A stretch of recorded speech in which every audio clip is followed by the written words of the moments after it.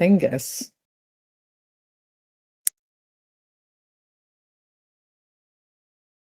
It's not us. There I am.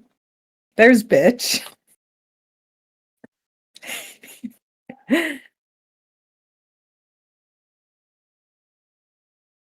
Uh-oh. Wait, which way do I need to move?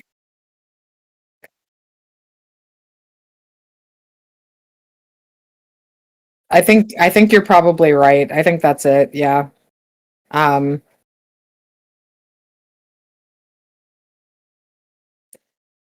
where's he? Can you guys hear Joe this time? We had a problem with Joe's voice last time. Specifically, can you hear him eating? Oh, they I'm actually couldn't hear any of this because everything was muted. okay, yeah, gotcha. Yeah, no, they're saying no sound from Joe. How about now? And Wow, how you and like me now they now? They like yeah, they me. hear you.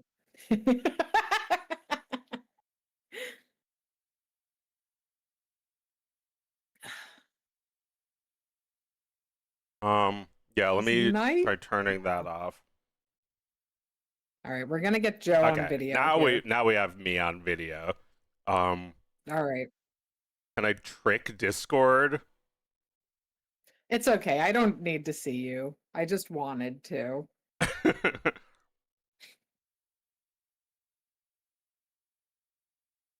Welcome to Thingus. Welcome to Thingus. Thingus in the afternoon. This is It's our the last Thingus Thingus afternoon afternoon. for a while. Thingus afternoon.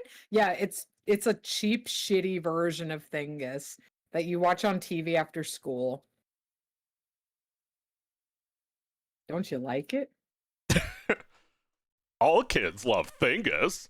Do do do do do do.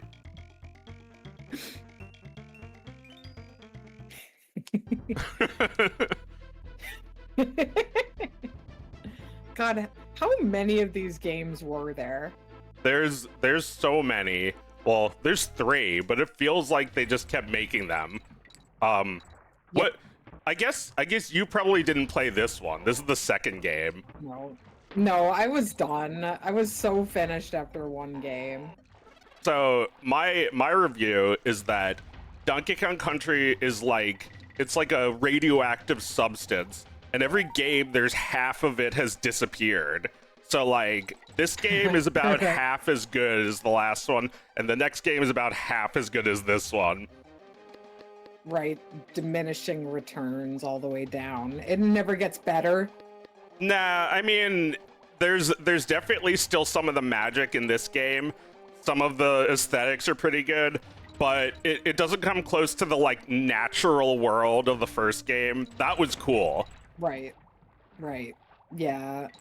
I mean, basically the same sprites, right? Yeah, Same. they added new characters. There's Dixie Kong who can fly and stuff. I mean, it's not like really exciting or anything. No. Her hair looks like a banana. Yeah, that was definitely That's on purpose. yeah. That's exciting for, if you're an ape. Yeah, it's I like those exciting. chompy little fish. It's exciting to think that there's a girl in this universe, like Miss Pac-Man. It's like, wow, there's girls here? You know There's what that girls, means. And then the next one, there's a junior. Fuck. Right, right. Well, and she cries, of course. Of course she cries.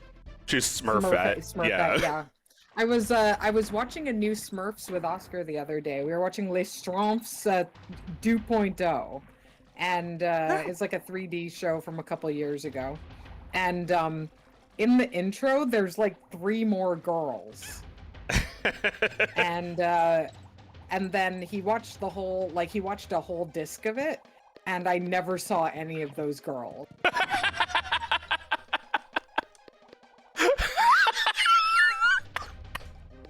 Wait, so they were just there in the opening? They were just Just in the for intro. show. Yeah, I was trying to think of like TV shows where that happened, where like you would see like characters in the intro that you just never saw in the show. Well, Gilligan's Island was like the opposite, where the characters in the who were cut from the intro were like the most prominent in the show. Oh, right. Wasn't it like the original intro was it was everyone up until the movie star, and then like the professor and Marianne were and the rest, and they didn't even show a picture of them. Yeah, they didn't even think And that the the rest. rest could just be like two people. Two people.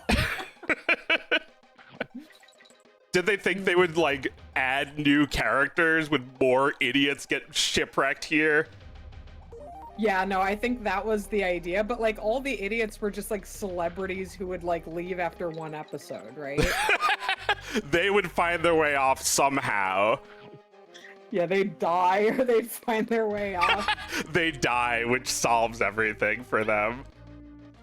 Yeah, it's like, you know, I feel like it's like Velma from Scooby-Doo, where like there's something enduring about those two characters because of how unappreciated they are. Oh, yeah, I guess so.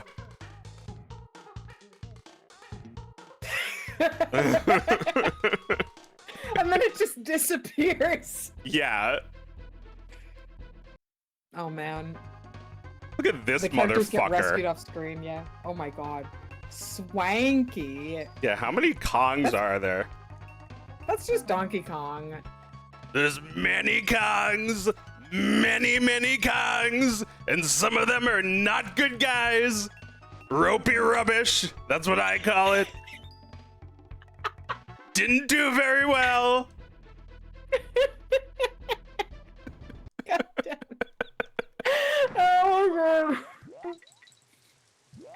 Trumpy Kong.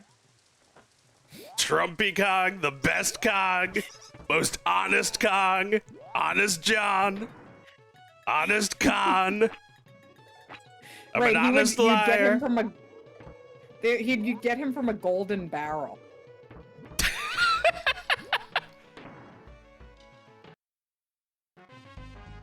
The gold just scrapes off immediately as soon as you touch it.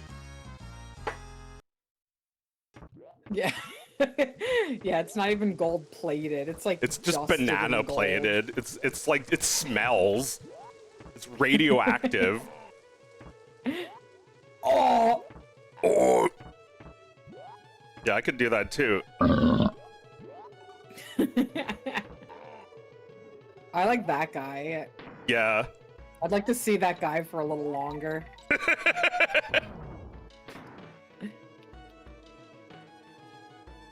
Just I a love the bee hanging out bees. on the bright. Yeah, the bees are like some of the best creatures from these games. I like that Yeah. guy too. Some good guys. Yeah, there's guys in this game. I feel like every sequel, like every game sequel that's like half decent is like a lot of the ideas that they had and couldn't, you know, didn't have time to put in or something. Right, guys left over from the first game. Leftover guys who needed a job, and they were like, well, we can make another game just for you guys. Oh my god, look at Oh how my god, far they you make you fall. fall all the way to the bottom. Yeah, well, I guess the game always had the camera follow you, and they just like left it when they made this level. They're like, that's funny. Look how far you Right, fall. right. Yeah, those cheeky lads at Rare couldn't get enough of that Cheeky shit. lads. Everyone wants to be a cheeky lad. I was reminded of what happened to Rare after they got bought by Rare. Sorry, after they got bought by, I almost said Disney. Microsoft. They got bought by Microsoft, and then they made them do like the like fucking fake ass me maker shit. But Rare used to make awesome shit, like funny and cheeky. Yeah. No longer. No longer. Not cheeky now. Not cheeky now. They upgraded from a barn to a real building, and now they're not cool anymore. Oh, that's too bad. They don't work in a barn anymore. Well, if they did, Too they'd probably bad. still be making good games. Or, I don't know, maybe not. Maybe they'd just be making Donkey Kong Country games. Oh yeah, they actually made a new a game like this. What's left of Rare from the old days formed together to make Playtonic games, and they made a game called Yooka-Laylee and the Impossible Dungeon, and it's like a Donkey Kong Country-esque game. I have no idea if it's any good. Like, sounds spiritually similar to Banjo. Yeah, well, it's like they made Yooka-Laylee, which is a banjo game, and that was a Kickstarter thing, and then they did a sequel that was kind of more like a 2D side scroller like Donkey Kong. I see. And I haven't played it, but I'm sure it's about as realistic of a Donkey Kong Country game as the Donkey Kong Country Returns games by Retro Studios. Right, there's no reason it wouldn't be of the same quality. They already know how to make a game like that. Yeah, and it's also what they fixate on. It's something that they felt like making, and nobody kickstarted it this time. You guys need to give it up with the boombox, though. You know that was in like the 80s, right? Yeah, like what's his name? That guy from Do the Right Thing who walks around with a boombox. They call him like Boombox Barry or something. Yeah. Like, I guess trends get to the monkeys late, but that's pretty fucking late. Well, you know, I say this all the time about musical genres, that like once they're in a video game, they've been dead for like centuries. It doesn't mean it's not good or listenable or even part of that genre. It just means the scene is dead. It's over. You're making it from a perspective, not from being part of it necessarily. Right. You've turned it into an interactive experience. It has been completely moved through the digestive tract of culture by that. It's like Poochie from The Simpsons. He's like a rapid surfer. He's a combination of all these movements that are way over. Yes. I'm a rapid surfer. You the fool I pity. Yeah, and I love that. I love doing that in my cartoon, making Pepper rap. It's like the idea of a dog rapping is dead now, and now I get to play with that idea. Right. It's like no one wants to touch that because it's dead and you can have fun. It's like this, you know, I made my little Simpsons cell animation test, and now I'm making a whole cartoon that looks like that. I'm having fun. You're having fun because nobody's paying attention. Fun is what you have when no one's paying attention. They try to sell you fun, but it's just fun for them. Mm-hmm. Nobody would need to try to sell you fun if it was actually fun. Well, fun is like oxygen. I was thinking the other day about how for a laugh, I uploaded some public domain Looney Tunes cartoons to my channel and monetized them with ads because you're allowed to do that. Public domain, yeah. I thought that was funny, and I even made a couple bucks doing that. But I wouldn't continue doing that because I kind of don't agree with it. I feel like you should just have those cartoons, no fucking ads. Like, come on. No, children shouldn't have to watch ads to see those. It should be. And those are marked as for kids by default. It's the right of every child to see those cartoons. Yeah, it's like oxygen. You shouldn't have to watch an ad just to breathe. No.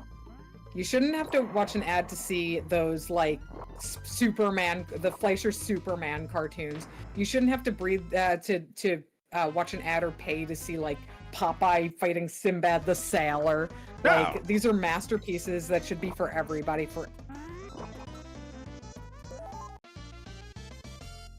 Yeah, so, while you can do that, I wouldn't recommend it. Oh, here he is. Your boyfriend. There he is. Oh, he's mad. He got me good. He got red mad. He's red mad and new.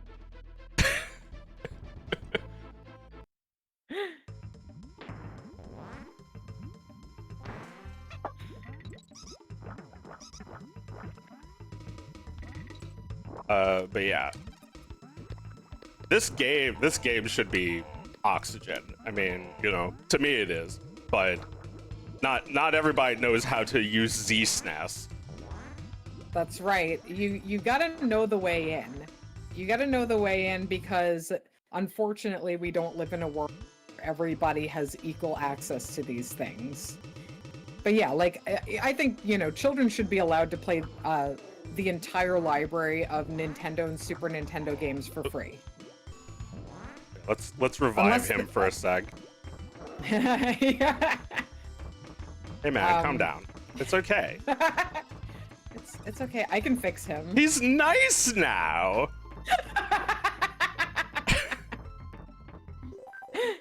Yeah, let's just hold on that for a minute. Look at his big arm. Look at his shirt, which is just like, it's the size of a napkin.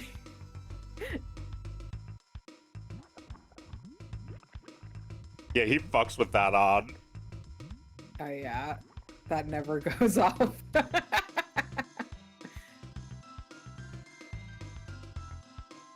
He's nice now. He's nice now. I nudged him slightly, and he got mad, and he was mad for the rest of the day. And now he forgot about it. He's nice now.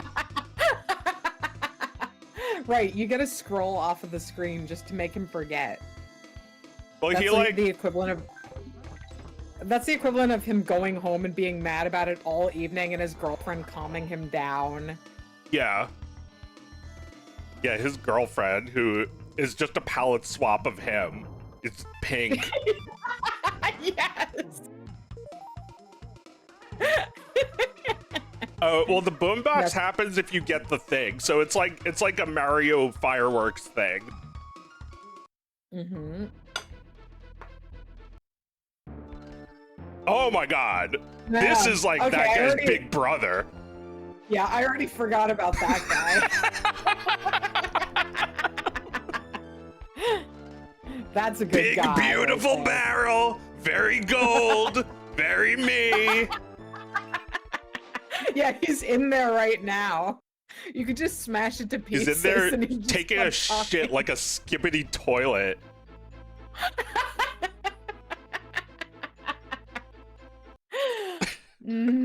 Big, beautiful cog. Very game. He's being protected by that guy. Yeah. Yeah, that guy won't let me get to him. What's Diddy hanging by when he goes on that hook? Well, I think he's a Oh, it's chimp, his tail. but he has a tail, which chimps don't have. So Yeah, no, I guess he's a monkey. He's a monkey. Monkeys He's are not not a Kong. chimps. Well, No. I think any monkey could be a Kong, right? Because Lanky Kong is a Kong, and orangutans are not related to gorillas. I see. It's just a word for a monkey, for an ape of any kind. It doesn't have to be a great ape. Yeah, even monkey is used interchangeably with ape, which gorillas are not. Right, Yo. gorillas are not monkeys. It's like, Donkey Kong, do you hate being called a monkey? Yeah, it's whatever. Like, he doesn't even care anymore. Right. It's just one of those things you learn to live with. Yeah. Yeah, it's like, you know, his friends in high school would be like, hey, monkey. And, like, he's just like, hey, Italian.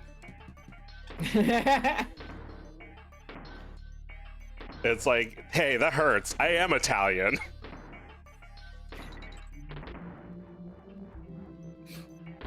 Well, yeah.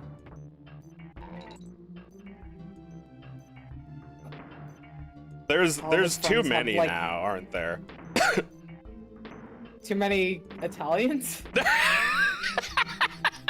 Too many cogs. It's like they're all just an absolutely. offshoot of DK. They're just his spawn. It's like Yeah. video game characters don't reproduce the same way that we do. They're all like they bud off of each other.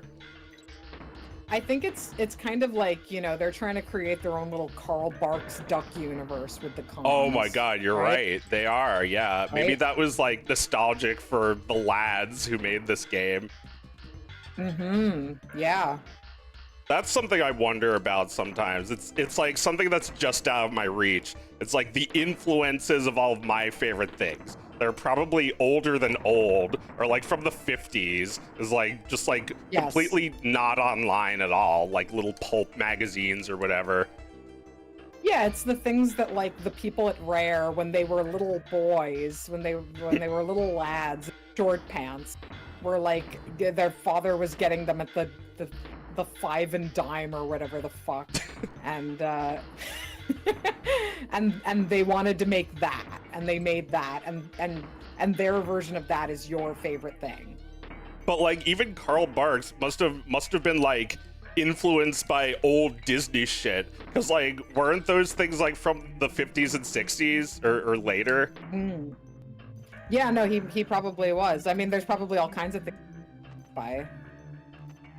Yeah, things that we don't even know about. And there's like Things we don't know about. isn't there like a whole another country that makes Donald Duck comics?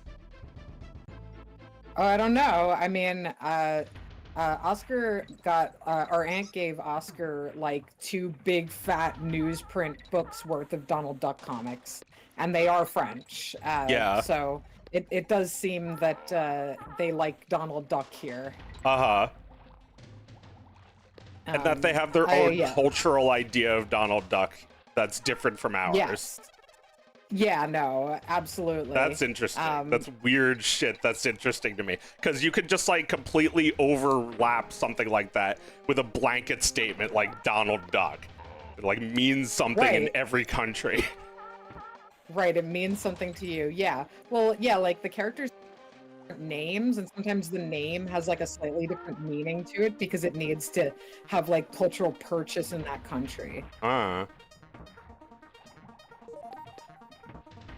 I don't know. I imagine that Scrooge McDuck is also called Scrooge here, but like, you know, not every culture might know or care who Scrooge is. So maybe you would have another Meyer character you would name your duck after. Or maybe they don't have misers in every culture. Maybe they kill them when they act like that. Right. So Scrooge is like, I don't know, the closest thing to a rich person, like a diplomat or something. It's like there's like a country where the happy ending is Scrooge dies and everyone just like celebrates.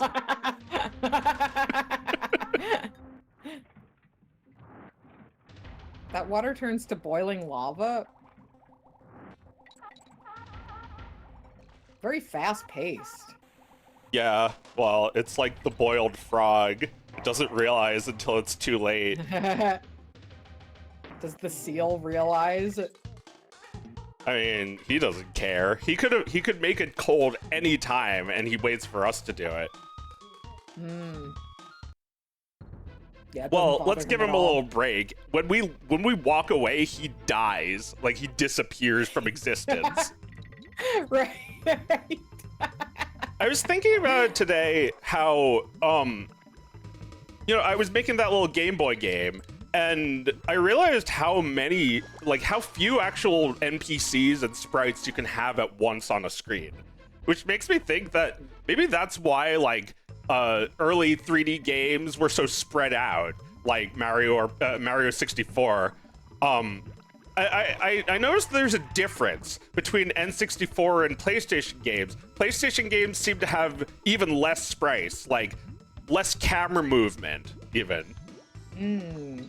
Like they don't want to show you more of the world because it'll just like tax the system. Yeah, it'll just like disappear because you can't show all of that. Oh shit. Maybe, yeah. I feel like that's something Super Mario Broth should tell you. Oh yeah, maybe Super Mario Broth could answer this question. Like, is Mario 64 open world and spread out because they just couldn't put that many sprites at once? It's like, if that is the fact, you know, this is just my hypothesis, but if that is the fact, then it would explain why that game is even designed that way. I noticed that modern 3D platformers are even more spread out. They're like gigantic because you can go really fast in them and stuff. And I, just as I was thinking, why aren't there more generic platformers coming out?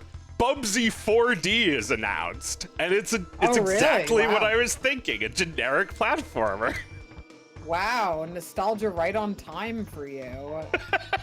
Nostalgia right on time. Yeah. I mean, I never had any Bubsy games.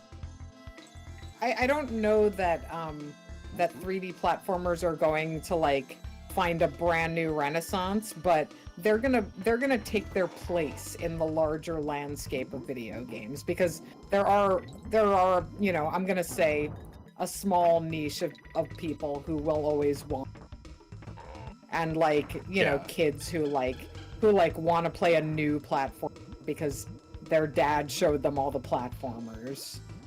Yeah. You know, like Oscar's very interested in right now in improving at Super Mario Brothers and Super Mario Brothers 3. Those are like his little project now. Oh, that's great. Yeah, the classics. The classics. I mean, those are difficult, so I didn't know when he was going to get to those, but they're essentials.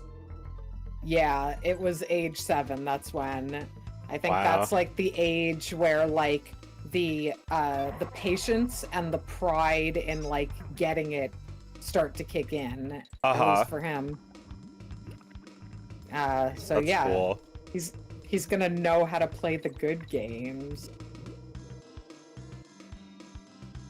Yeah, well, yeah, you need good games to be a little hard. These games are good and they're hard. Yes. I think that the third Donkey Kong Country is kind of like aesthetically awkward. I don't especially love the art or the Kinda music. ugh. It's a little ugh. It's like fun to see. I still played the shit out of them, but I sucked ass. I used save states. Like I used the rewind button, like I just did. You just did it here, yeah. Yeah, I mean, you're pretty good at these games. I feel like, you know, the only thing keeping you back is just like there's not enough time on this earth to get good at these fucking games. Well, there are people who spend all their time doing it. Yeah. But you can't do that with every game. You can either play a lot of games or you can play 3 games and be really good at them. Yeah, I feel like every speedrunner has their game. Or, you know, their games. I was, God, every time I go down a hole looking for more shit to watch while I'm drawing, I watch some shit like the history of King's Quest speedrunning. Yeah. And King's Quest speedrunning, like you know, we've talked about like how it's a little ridiculous to do like speedrunning of like an RPG or like story-based games because you're just clicking through story and stuff. But like King's Quest speedrunning is like truly like it is idiotic, and like these games are so reliant on like RNG, and like the players will just be sitting there praying like 2 hours into a run that the random number will not make a dog bark and give away their location. Like these games are so unfair, and the idea that like people are sitting through them and tolerating them and memorizing stupidity about them was like, I don't know, it was kind of hard to watch. Like to watch these people's lives melt away on these games. I feel that like is sad. Like, I mean, you know, it is like ultimately impressive because they, you know, they do discover ways to like hack the game. Like there's one developer who like set them up for Scum VM so that they would run at like a good speed for a modern computer, which, you know, I feel like somebody should do that anyway. Otherwise the games are unplayable. But like to play one of those games so much that you actually know how all of that shit works, I feel like that's cruel. Like you're being cruel by putting in the time to do that. Wait, sorry, you're being cruel to who? Yourself or the game? To yourself, and maybe also to the game. I don't know. You're taking the game apart like it's a science project. You're dissecting its bones and examining the rings on its spinal columns. And getting mad at it for like all the things that suck about it, frankly, because, you know, these are like old Sierra games. They do suck, but, you know, I love them for reasons that have nothing to do with the way that they're constructed. Like, I mean, it sort of has to do with that, but like, if I examined every detail of it, I would probably find more things I didn't like than I did like. And I don't want to examine it. I just want to like them. Yeah, I think that there is I understand that impulse. Like when you beat a game and then play it again with Game Genie, you're taking it apart a bit. You're like taking it apart just out of curiosity. You're let's say you saw an amazing magic trick. Maybe then you find out how you did it. It's like you really had to know, and maybe that ruins it for you, but you did have to know. Yeah, you had to know. Oh, cute. I like that parrot. Yeah.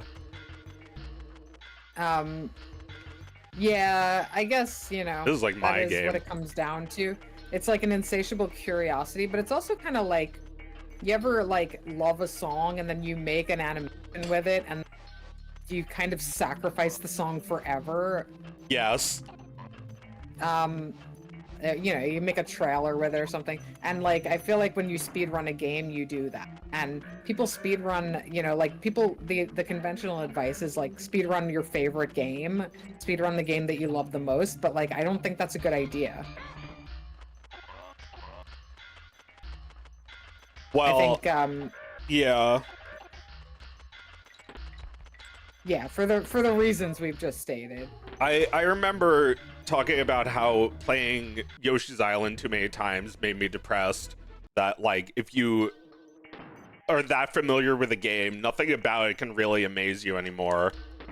Like being married to it and discovering that you don't like being married to a video game. Yeah, where you're just like there used to be something thrilling about it, and now you're just thinking about how your youth has disappeared while you played them.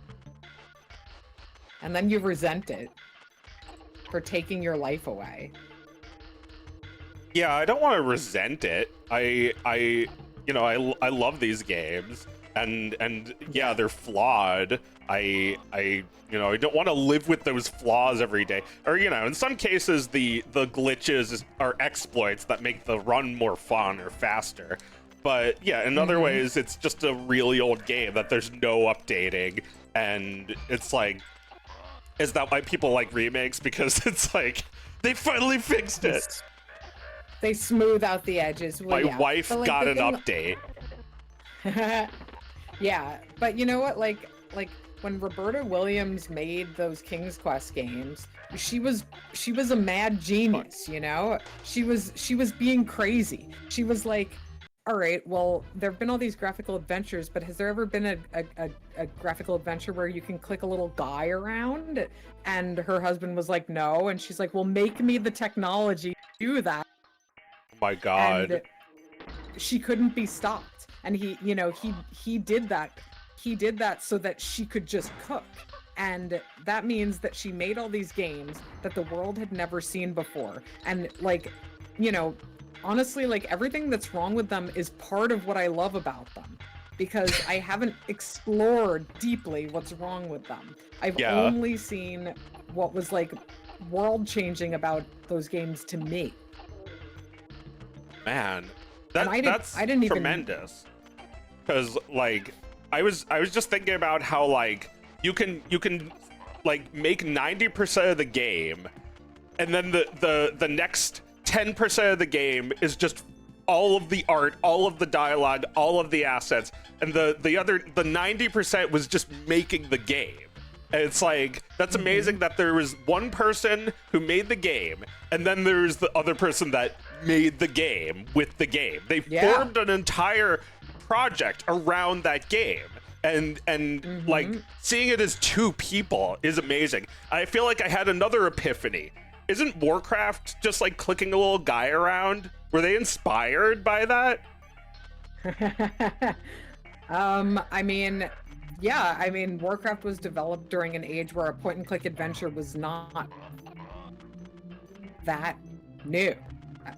You know, like the golden age of point-and-click adventures had already passed, I think. Like, what year did Warcraft come out? Like 91 or 2. Oh, no, so it hadn't. Not at all. like King's Quest 1 was in the like late 80s or no, not late 80s. When was King's Quest 1? Does anybody know? Like mid Um, 80s. I think just looking at the art, you can tell it's older. Yeah. Okay. I may be. Yeah. So it could be then that like the golden age of point and click adventures was probably around like the early, like just before CD-ROMs popped, and then King's Quest 5 and 6 were like the masterpieces in my mind. Other people will say it was like LucasArts games, but like that would have been around like 95 or so. Uh-huh. So Warcraft came right in the middle of that, 1980. Oh wow, it's older than I thought. Oh my god, you're right. What, King's Quest is from 1980? Yeah, King's Quest 1. Wow, that's great. Mm. Ah! So like, imagine like thinking that in the 70s, like we got to make a game with a little guy walking. Yeah, and like, it was like the biggest thing ever, and now no one knows about it. No, that's the thing. It was the biggest thing ever, and no one knows about it except like a very small subculture of people who are still kind of too attached to it. Yeah. Like I've been realizing like over the last few years that I need to not distance myself, but I need to move on, because an attachment to that is ultimately, a refusal to look beyond it. And I still want to make games in the spirit of like that thing that drew me to them in the first place, but I'm starting to be embarrassed by the attachment that like people who make adventure games and people who play adventure games have to these very, very old games. Because it makes me think like, okay, I'm actually like, I shouldn't be making games for these people, because they actually don't love the genre. They love, wait, 1989? No, there's no way King Quest 1 was 1989. Was it? No, that's way too late. Was it? That sounds about right. Really? 1989, Okay. yeah. It's the Bad Cat era. It's the me era. I was born around then. Okay, Dingus just gave us 2 wrong numbers. Mutant Astronaut says 84, which is very close to what I had All right, said. why are we being fed wrong information? Because the chat loves to fuck with us. 1984, They wanna the year I was fuck born, us. the year Thingus came out. Yeah, everyone wants to fuck us. Thank you, everybody. Both sarcastically and earnestly. Oh my god. This fucking sword. This fake death.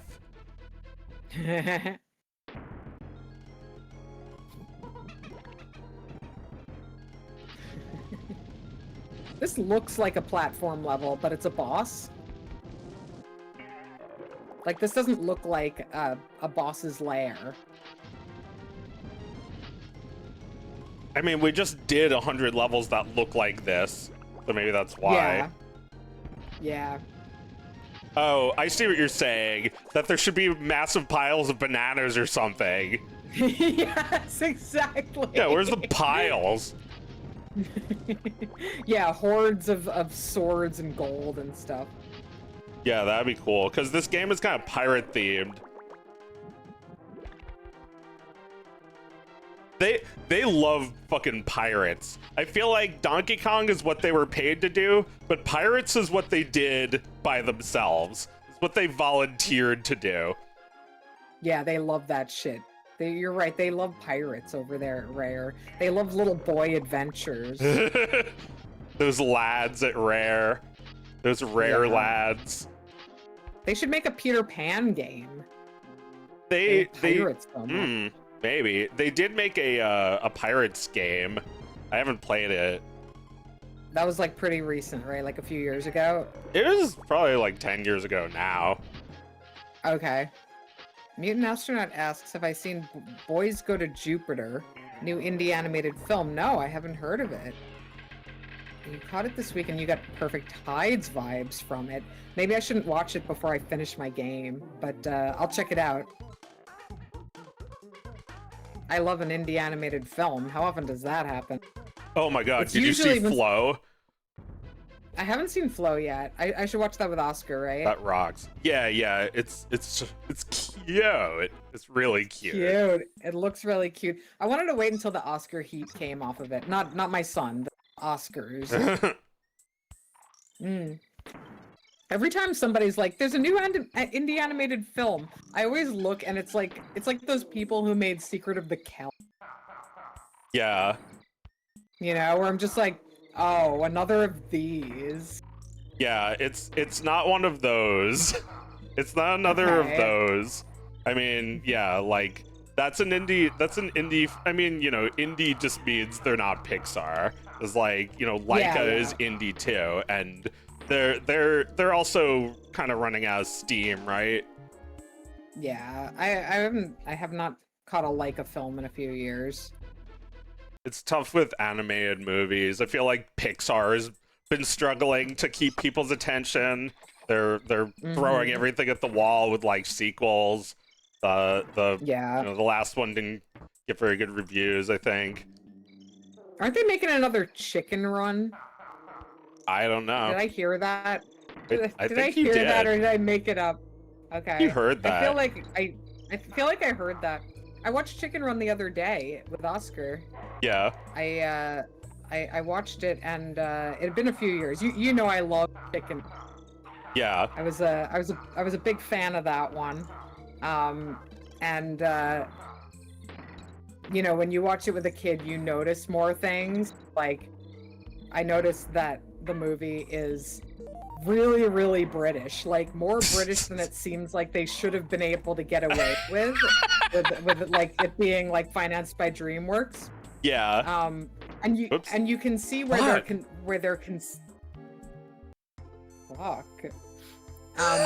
You can see. Let's just you can go see, back to that moment. You can see the concessions that DreamWorks made, where, like, you know, they had to have an American star in it, and I feel like they were fine with that one. They cast Mel Gibson as like this cowardly, pathetic American who's unserious and shows up and offers nothing but false hope, and like, you know, just like false American hope. And you know, that wasn't a problem. I think DreamWorks probably insisted that they have like a romantic with the lead characters, and Aardman's heart is definitely not in that at all. They don't even try to convince you of that. You know, like this girl Ginger is not interested in anything except revolution, you know. Yeah. And when the movie ends, there's like 50 chicks, right? They live on, so, you know, spoiler for people who haven't seen Chicken Run, you can turn off the stream, run to the mute button, the chickens get away, and they go to an island and there's like 50 chicks, right? So who made all those chicks, right? You got two roosters, you got the American, and you've got the old cock who probably can't fuck. And what are you supposed to believe? They're not Ginger's chicks. They all belong to the big red hen who drags Rocky away to fuck him and impregnate her.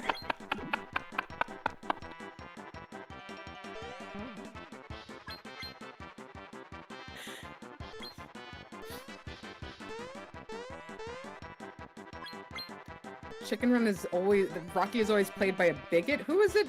Gerard Depardieu? Did he play I don't know. They cast him as a famous person in France too. We didn't watch that version, but Wait, how's it go? Dumpski, dumpski, double dumpy, dumpski, double dumpy, dumpski, double dumpski, dumpski, dumpski, dumpski, double dumpski. So bad at that. That's a really tough game. I did okay considering.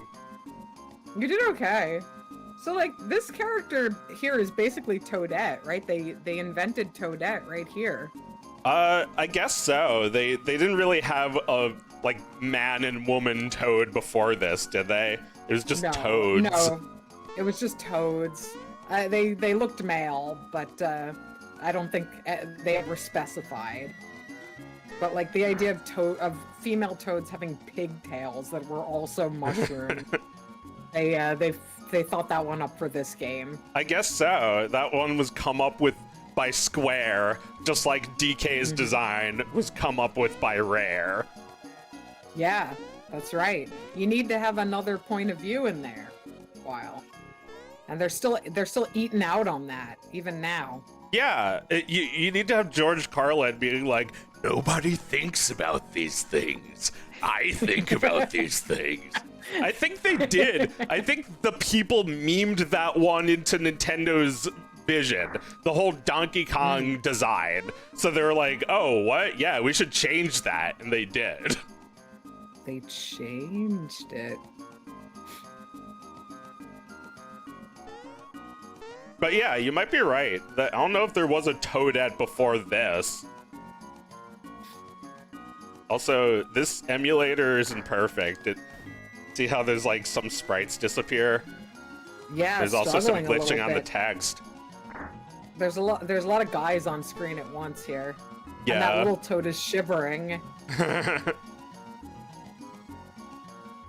Cute. You're in Marrymore. It's a town just for getting married. Yeah, this is where you go to get married. Okay, so Mutant Astronaut says the second chicken run was already, and they had Zach Levi, Chuck and Shazam playing Rocky, and he's a shitty person. And that's who they picked to be Mel Gibson's replacement. Okay, so they didn't just get Mel Gibson? No, they got a new bad guy.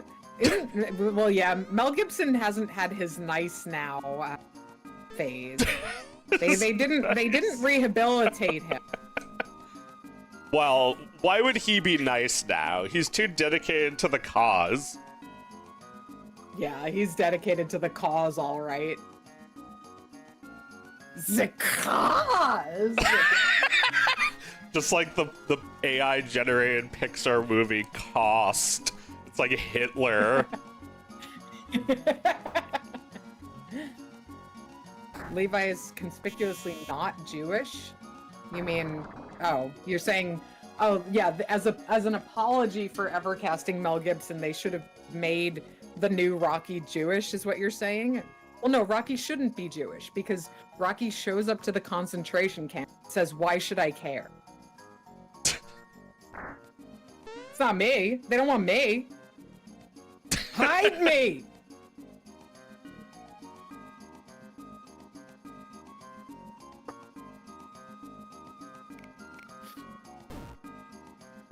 Oh yeah, that was another thing I noticed when watching with my son, is like, oh, they don't even try to make this look like a farm. It is just a concentration camp.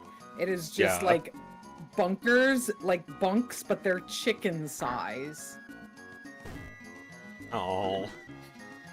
Yeah, and that was all just like actually like crafted. That was actually like stop motion. They made them. They made it. Yeah, they made them. Yeah, they don't do that anymore. Now they print everything and then print it out and film 3D that they 3D printed. Like they animated it in 3D and then they printed it out and took a picture of it. Yeah. It's cheating. No fingerprints on that at all. Yeah, it's cheating, but I think I wouldn't mind it if it was just done for when they needed it. You know, like if there was something that was absolutely impossible otherwise, or like, you know, they do it to save money and time, and it's like obvious. It's like obvious that it's like cheap. All But they the used to stop have, motions like- do that. Like, remember when Nightmare Before Christmas came out and they would show you, like, a briefcase full of Jack Skellington faces? And it Yeah. was like, this is the model. Like, now they print out 500,000 Jack Skellingtons and just throw them in the garbage 1 second after taking a... They put them on eBay for 30 cents because there's hundreds of millions of them. Yeah, that is a little sad. And, you know, all those heads were created for specific purpose, or I guess for multi-uses too. Like, you know, if you're printing out everything for every specific purpose, then it's like you're not being resourceful, really. No.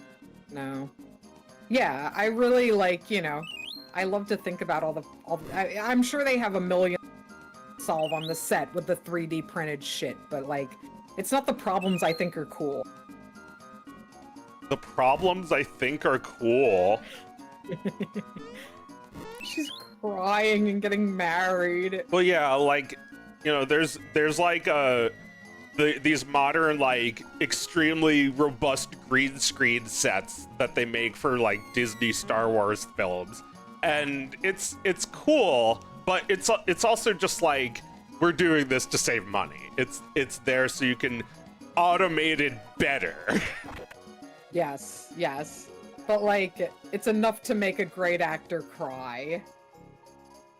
It's enough to make Sir Ian McKellen weep.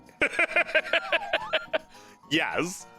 They put him in a green room by himself with little sticks that have hobbits' faces on them. An orange ball. It's like, speak to the orange ball, and he's just like weeping. This is not why I became an actor. And they're like, speak to the orange ball. You have a contract with us. You can't change your mind. Oh yeah, this is why I thought of this game, because you were talking in this accent. What game shall we play? So we have this guy who, I guess he's supposed to be French, although Chef Tort, yeah, I don't know. Is he Italian? Yeah, I think he's French. I mean, he's green, so he might be There Italian. won't be anyone to eat this cake. That one sounds German. A little of each, you know. Yeah, they didn't want to be too specific about it. Yeah. Just gotta every fight form the of cooking cake. combined to be made fun of in one joke. Just like a Right, German every- Italian guy who speaks French. Every culture that cares about pastries is on display. And that's why the cake looks like a hodgepodge. Like a monstrosity. Well, also Booster wanted this cake, so that's why it's a monstrosity. He doesn't even know what a cake is. Oh, yeah, we haven't gotten much of him yet. I went through my save states, and I didn't have any before Booster Tower, unfortunately. So this is right after it. But Booster is a really great character. It's like my self-insert in this game. Doing? It's like, I know you relate so closely to Booster.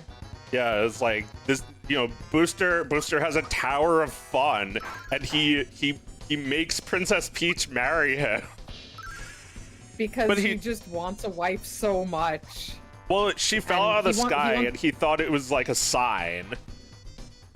And he just wants somebody to share his fun with him. Yeah, he just wants someone to share his fun with. But he's also, like, innocent. He doesn't really know what a wedding is. He doesn't really understand how you eat a cake or anything like that goes with it.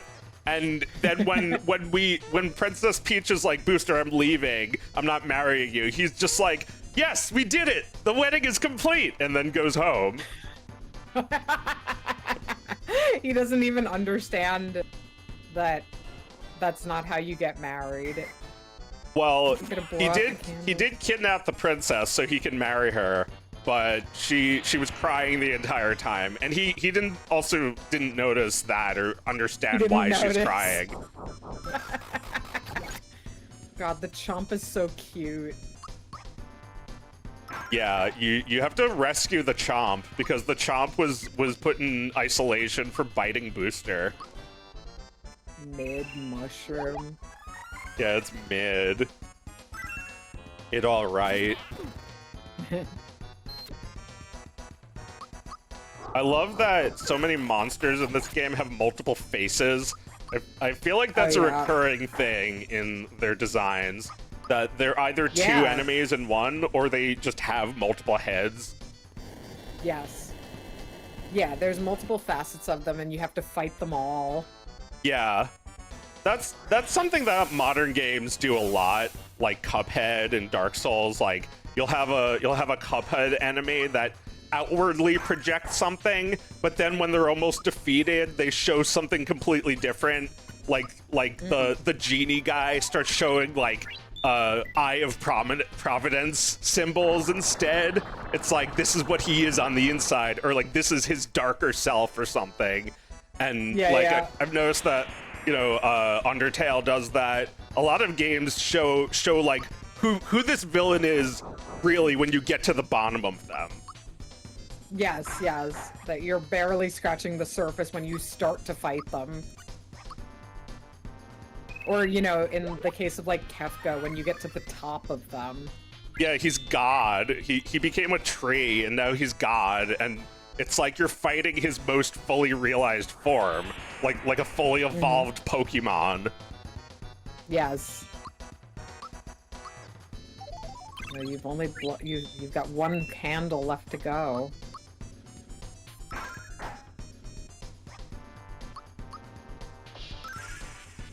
Yeah, this guy is tough.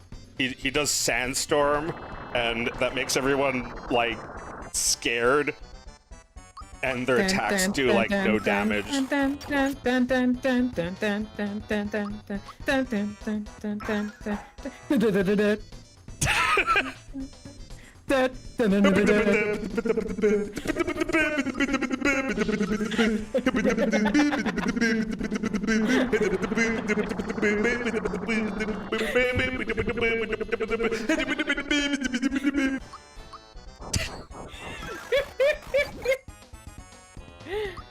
Rude.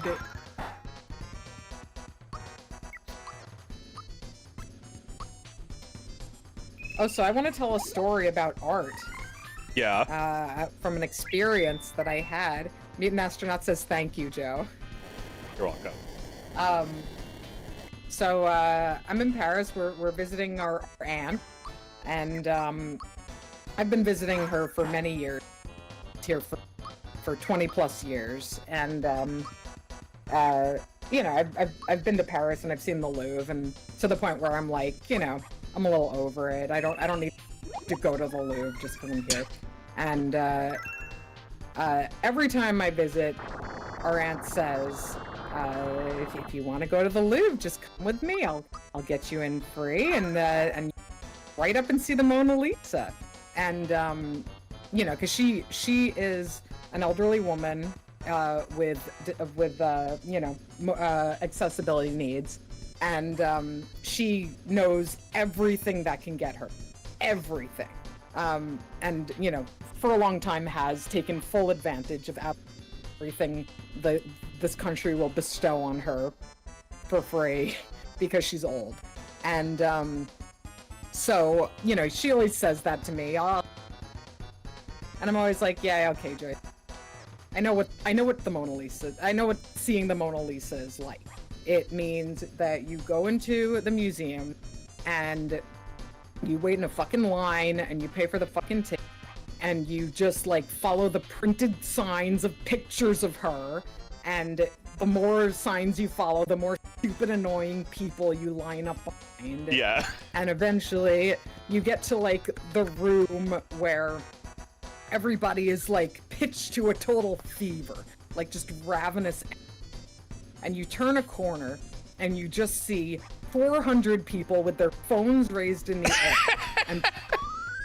And 40 feet away from you, you see the tiny little Mona Lisa behind a reflective piece of glass. You can't see it from every angle. You have to do this. You have to like move your head from side to side. Yeah, exactly. You get to see half of it over here and half. And it's an icon-sized Mona Lisa that you would see on the website for the Louvre on the top of Chrome. Exactly. It looks like a browser tab picture of the Mona Lisa, and you're like, yeah, right. Fucking bullshit. But anyway, this time Oscar is kind of old enough to like understand what a famous painting is and what it means to be the real version of the famous painting. And you know, Joyce was like, you don't have to wait in line if you come with, we'll just go straight to it. So I was like, okay, I should take her up on this because he doesn't have enough patience for a whole museum day anyway. The only way I could get him to see this and be interested in it is if he doesn't have to wait around. So we go and yeah, we get him for free, which is awesome. And we go straight to where it's gonna be, and like I go with Joyce on the accessibility elevator while like Mike takes the stairs, and we have to wait forever for this elevator because people who can walk are just using it for no reason. I'm already annoyed. I'm already pissed. So we finally get on the elevator and we get to the exit where all the people who have just seen it are coming out, and somebody sees her there. Someone sees our aunt there, and they just raise the velvet rope and let her come through. So we walk through the exit there, and then we walk up to another person, and she just like waves us in. All of us, by the way, like all four of them. She waves us in to the crowd of 400 people with their phones raised. We're standing in front of them. And I turn around, and the Mona Lisa is right in. There's air between me and the painting. And everybody else behind me, with their phones in the air, crowding around, pushing, shouting, whatever, they just fade away. My jaw drops. I've never like something and like actually had my mouth fall open like this. I could not believe I was actually standing there looking at it. And you know, I look over at our aunt. She's just like, just smiling. Like she doesn't say shit to me. She doesn't care. Like she knew what she meant when she said, "I'm one of the," but she never clarified to me what that meant. I also didn't hear what you said. You got cut off a little. I got cut off? Okay, am I coming through? You're coming through is just like of the like that's what it sounded like. Okay, should I get off the? I'll come back. I'll leave the room. No. Like it's working. It's just like I don't know. Sometimes maybe get a little closer to Mike or something. Okay. Can you guys hear me all right? Yeah, we can hear you fine. What were you saying? Okay, so I was just saying, like, our aunt is just standing there smiling at me. Like, she knows what she was talking about when she said, "I'll take you to the front." But she never was specific about Take you to the front row? Is that why is it every time you say it? Why is it every time you say it you're muted? What the fuck? They're muting me. You. They don't want people to know. They don't want people knowing that you can do this. Do what? Nothing. You can't do anything with the Mona Lisa. You can't skip the of 400.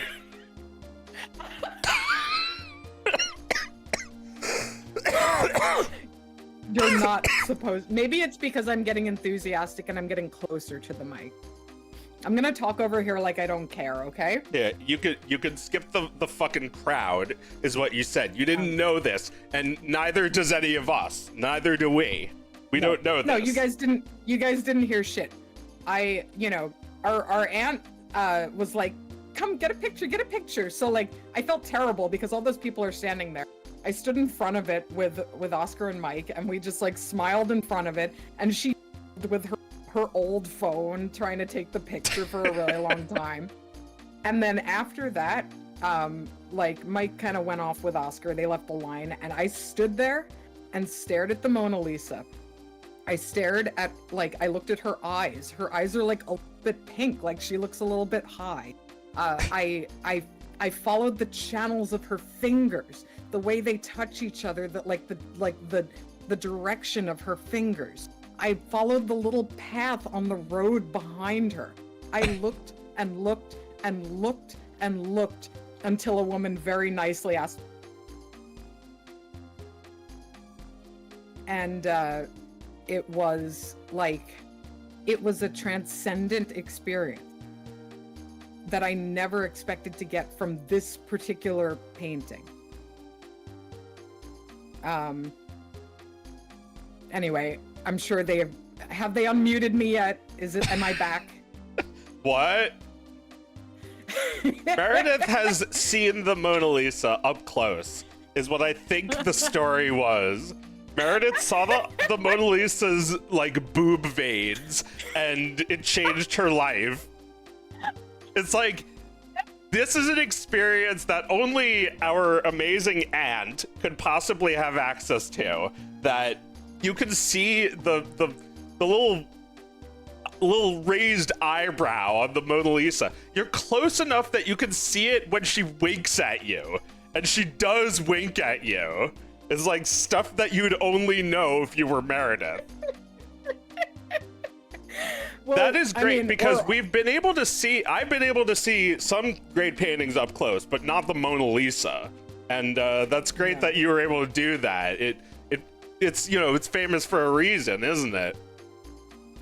Yeah, I mean, it is fantastic, but there's like the weight of its fame that like adds to the context of the painting. Like, you're never going to feel the way that people felt looking at it 50 years ago or 100 years or 200 years ago. Like, you're never going to be able to feel the same way.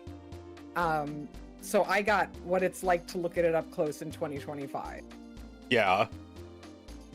And yeah, no, I gotta say, it melted something frozen inside of me, like something that felt very over the idea of like, art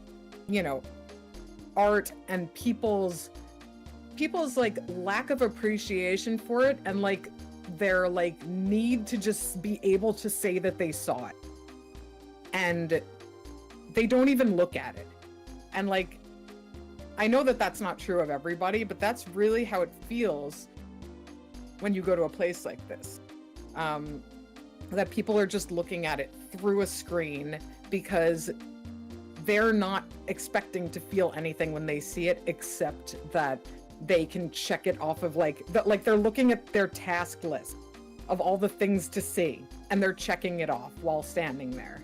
Yeah. They're checking in on Foursquare, And I don't know, that has made me feel pretty cynical at the time, that like these things have no value because the experience of seeing them, like, I've often thought about, like, if I went to Auschwitz, I would get mad because there would be people looking at it,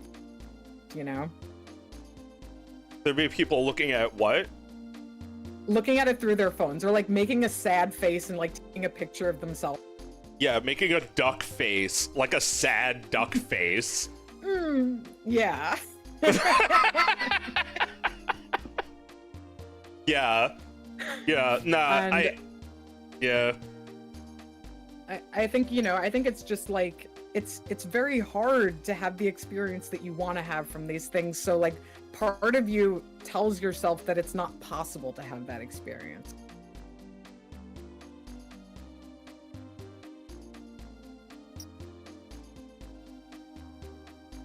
But it's not true. You just need a magical aunt. I think this is a really good example of like, there's all these people, right?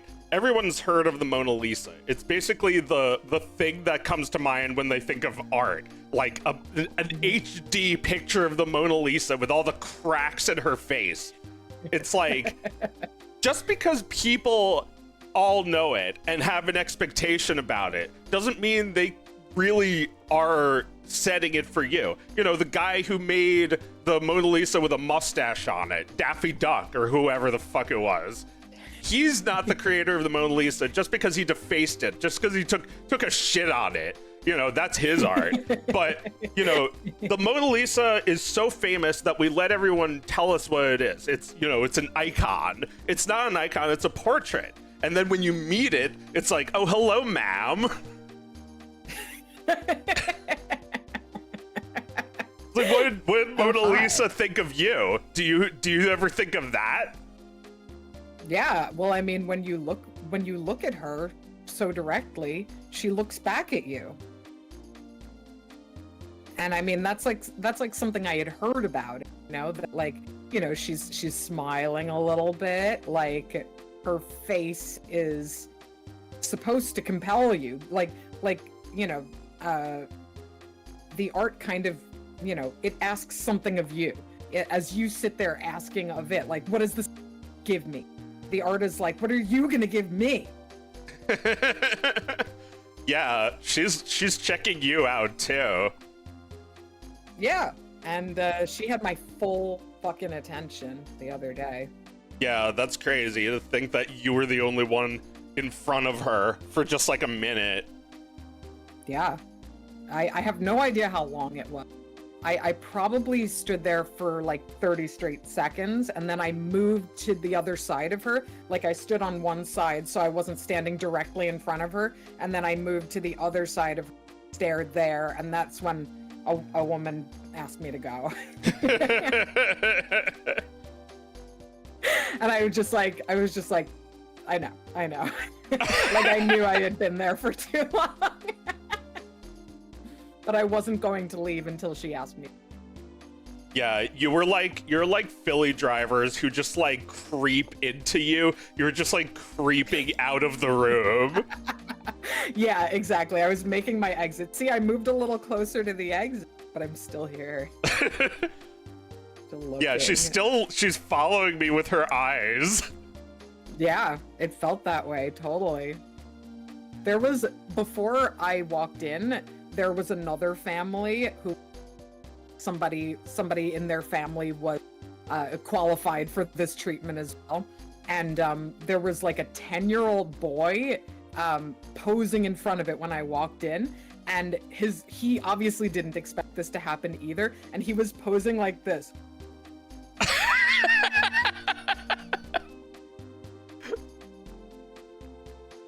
It was like the doofiest face. I felt like I felt the way that kid felt. It's like the it's like that image of, I guess it's not a photo, that image of that guy and the emperor in Mulan, and he's like pointing to him like, check this shit out. That's exactly what it looked like. Oh man, that is just what it looked like.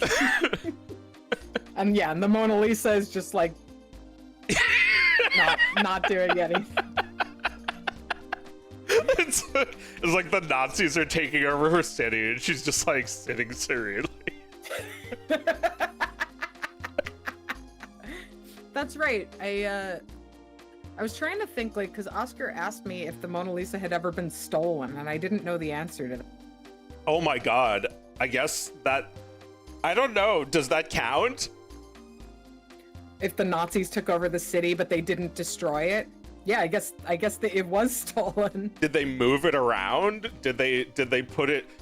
Gabby says it has. I feel like Gabby would probably know this. Yeah, is there a story of the Mona Lisa being stolen? Well, I think that like people's perception of that painting has changed over time. So it didn't have the status that it has now, like a couple hundred years ago. I think it's like pretty recent that it became as famous as it did, like within the last 100 years. Oh, really? I think so. What do we think? It's been stolen aside from the Nazis, so at some point it was sitting in somebody's cellar somewhere, right? I love to think 1911 it was stolen. Wow, awesome. That's crazy. You How go long did into it take that them to room, get the it back? music stops. Yeah. I love this. Yeah. Yeah, this is great. This endless flow of guys. The I guy love that generator. you got to this music. This was the song I was thinking of today. Yeah, yeah. What made you think of it today? Just like fancy pants. What made me think of this song? I don't remember. Yeah, I was like watching some video about video games, but it wasn't this one. And I guess there was a song that sounded a little like this. And I was just like, man, what's that song from? And it took me like a couple minutes to think about it. I'm like, oh yeah, it's like Booster's Tower before the fun music This starts. music just plays everywhere in Paris. Like, you just go into a building and it's playing. You go into your own house and it plays. What genre of music is this? Talking about It sounds like music. Muzak, so like elevator music. Yeah. It's like bossa nova. Yeah, bossa nova, a little loungy. Yeah, it's chill. It's chill. I guess music can be anything that is like ambient to us. Like we're so unthreatened by it that you can play it in a lobby. So Yeah. like Michael Bolton, Rod Stewart music would qualify too. Kenny G. Oh yeah, yeah. You. There's definitely a remix of this song by the One Ups that has some saxophone. Yeah. World music compilation CDs, sure. Pure moods. Pure starts to moods. sound like that. Yeah.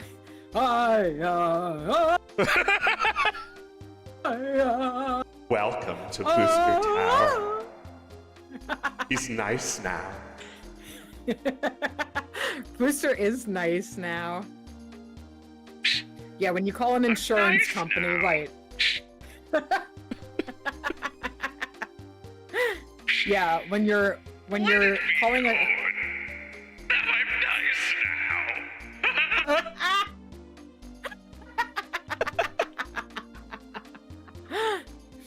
Yeah, you call the insurance company, you're on hold with the insurance company, they're denying you life-saving insurance money, and you're hearing like the DJ remix of the X-Files theme.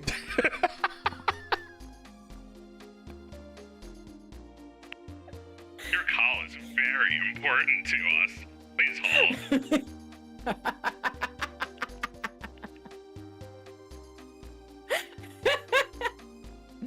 What else was on there?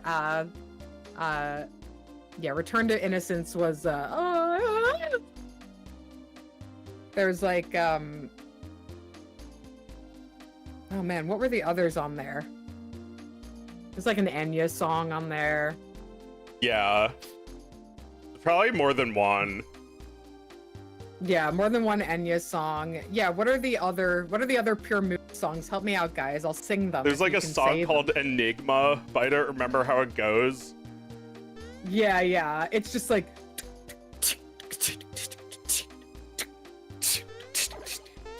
it's got like, you know, there's not a lot of music in it. There's not a lot of lyrics in it. It's just Enigma. Tubular bells, yeah. Take a trip into the unknown with the X-Files theme.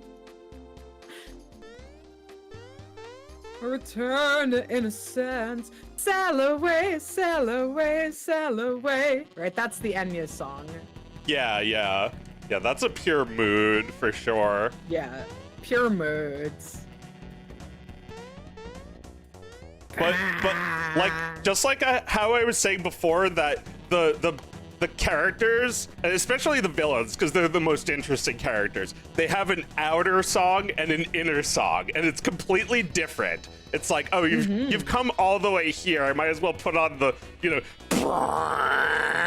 like the fatty, brassy saxophone, the sassy phone. When you think of commercials from that era, you think of the Sears air conditioning commercial. Yeah, I mean, Pure Moods is really just like one step above that. The call in the next 10 minutes. Did you ever buy that when you were a kid? Like when those commercials would say, call in the next 10 minutes? You had to be 18 or older, and I was never 18 or older. Right, right. Well, there's like that Simpsons episode where Homer believes call in the next 10 minutes, and he like calls and he's like, "Do you still have them?" And the guy is like looking at like a warehouse full of them. And he's like, yeah. Yeah, a couple. He's got like a million. Yeah. He buys does he buy Bart's walkie-talkie? Yeah, he gets Bart a walkie-talkie, and Bart hates it. And then like Marge tells him to use it, and he like starts playing pranks on people with it. I love that. I think I was talking about that on an episode a few weeks ago, but like it was so incredibly tender to me that Marge goes into his room and is like, you know, I bet you could think of a lot of great things to do with this. And like he started having fun with it, and he's like, why don't you go tell your dad? It's so sweet. I could die. Oh, it's so sweet.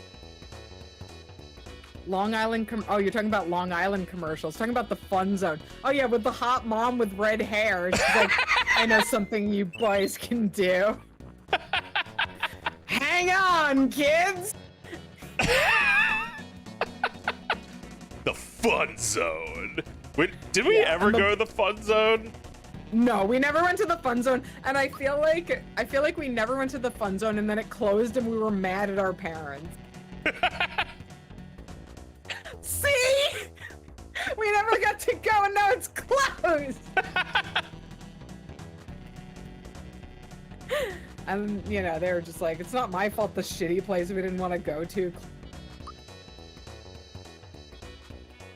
Yeah, I mean, we went to like plenty of arcades, I think. Yeah, but they never took us to the shit we saw on TV. Oh yeah. I think one time I was like, why can't we go to the Spare Rib? And I think Dad gave in one time and he hated it. Hated it. He was sitting there, he's like, if we'd gone to a diner, they would have put bread on the table by now. Oh my god. The You know, Spare all those, Rib, the fucking song.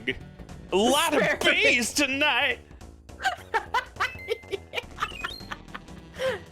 Yeah, the Spare Rib, and like they literally ring the dinner bell, like for cattle. I get it. There's like a 3D dinner bell. Oh my god. Come on, you swine. Yeah, come on. Just eat the Spare Rib. Yeah, eat the fucking ribs. Come and eat the ribs. Eat the fucking ribs. Eat the fucking ribs right now. The ribs are on. Dun, dun, dun, dun, dun. Oh my god. Yeah, fresh shrimp and lobster. Like that's always a great sign when a place cooks beef and shellfish, right? You know they're both gonna suck, right? Beef and shellfish? Well, they're copying Sizzler, right? Yeah, which is like, you know, I feel like Sizzler is considered like the lowest quality steak you can get. But it's the one we went to. Yeah, we went to Sizzler all the time. Sizzler. Yeah, Sizzler is like a religion. It's like there's that Sizzler ad. Do you know the one? Have I showed you that? I'm obsessed with this video that's like a Sizzler commercial, but not like one made for TV. It was like an internal training video, right? It was an internal video for investors. So it's like weirdly like propagandist and like almost religious. It's like Sizzler is the one that gives us choices. So fucking good. It's oh like, yeah, no, we should post that in the chat. Yeah, it's one of my favorite videos ever. It's beautiful and disgusting all at once. It's like one of those artifacts that we must preserve. We must. The Spare Rib is apparently still open. Okay, so that's still going, but not the Incredible Universe. Yeah. Oh, Normal World. That's fair. I don't think Sizzler still exists. There might be like one or No, two. Sizzler does still exist. They're hanger-oners, yeah. The hanger-oners are in California and Puerto Rico. There's so many Sizzlers just in those areas. Ah, so just like is it like individual franchise owners? They're like maybe Sizzler that still exists. I don't know if the corporation is still in the, you know, I don't know if they're operating under a single company or if they're all independent, but it seems like there's kind of a lot of them. I mean, there's a Sizzler website, so like they're united by that. They're all like, sure, yeah, they all call themselves Sizzler, have the same menu, you know. Yeah, yeah, I guess like it's still a company. There've been, yeah, I mean, there were a few Blockbusters, but now there's just one. So that one Blockbuster is just like, you know, the Blockbuster. That's just an individual like franchise that like one entity owns. Yeah.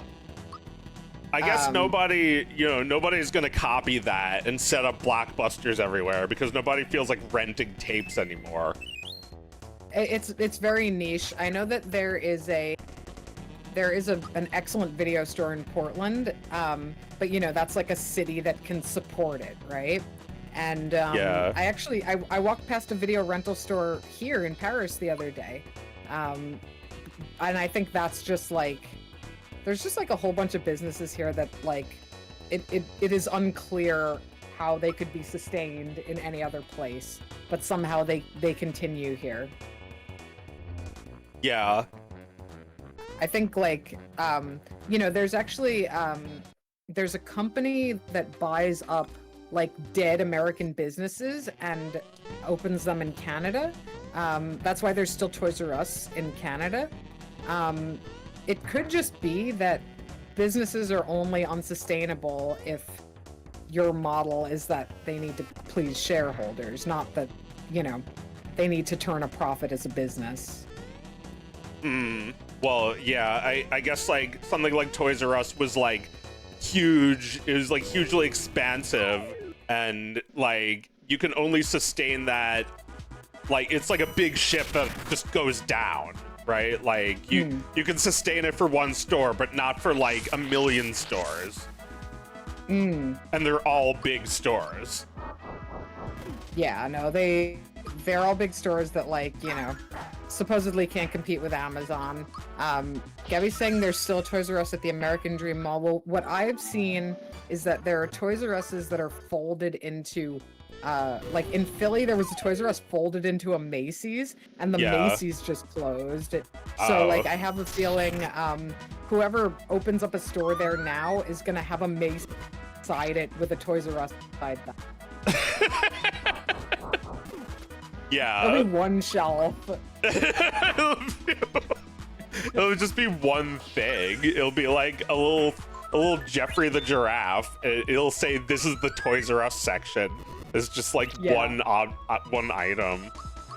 Yeah, it's pretty sad stuff. I mean, he'll be Nick and Noel.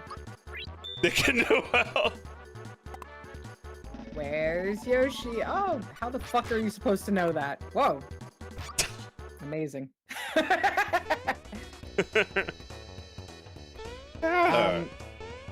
We got like 25 minutes left. Are there any subjects we want to talk about? Oh, let's see. If I've written anything down.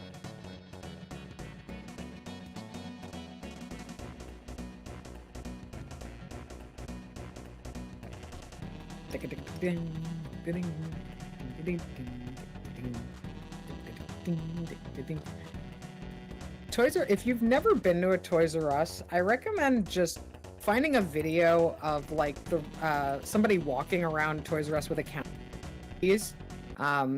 just to get an idea of what it was like to shop for video games. And yeah, as you say, bicycles in a store like that.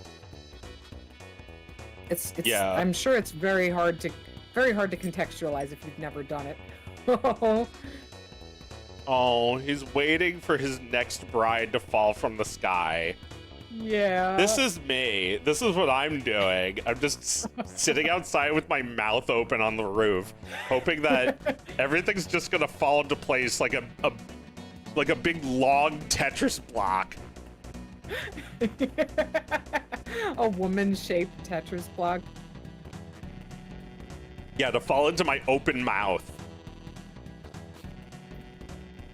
What food in Paris? Are you asking what I eat when I'm here? I eat good is what I eat. It's delish. A lot of good bread. I bit into a peach the other day that was one of the best I've ever had in my life.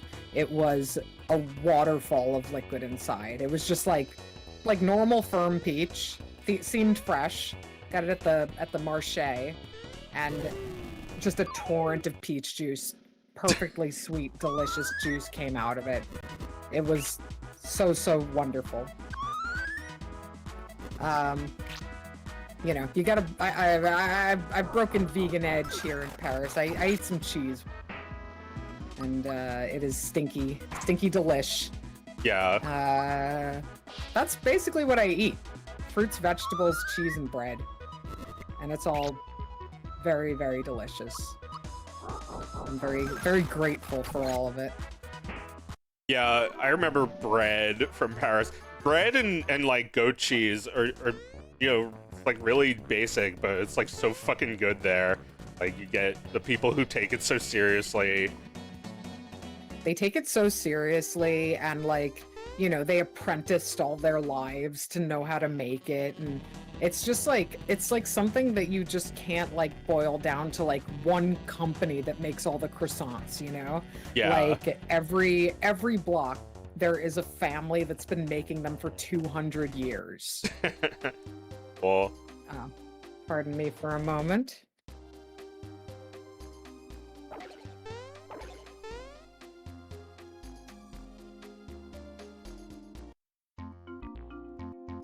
Love you.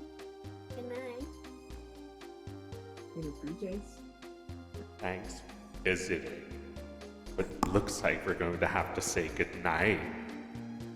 Bye. Thank you. Goodbye. Quiet! Quiet!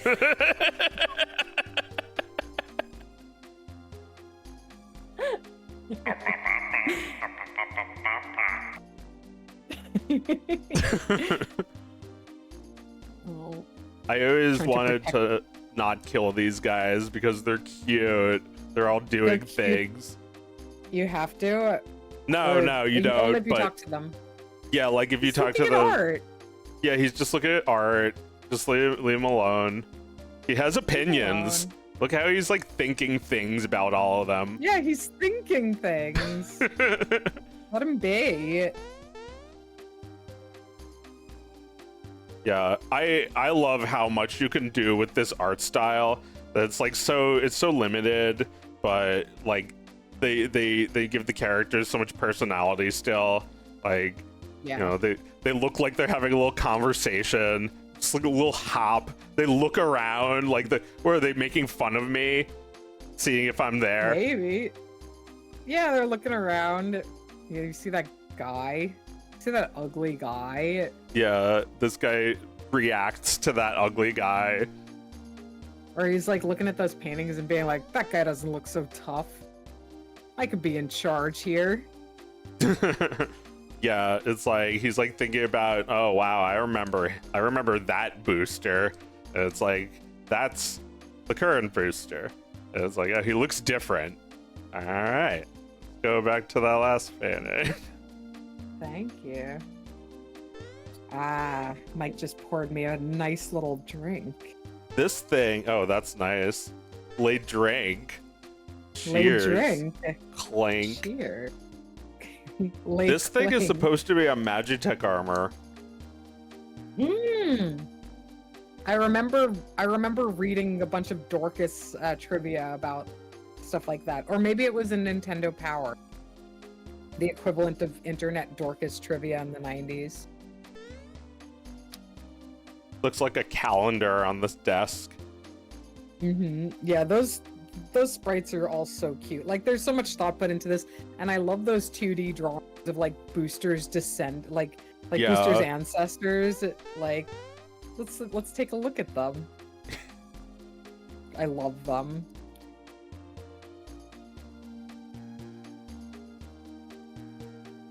Booster the first looks a little. I mean, they all look a little like Wario or Mario.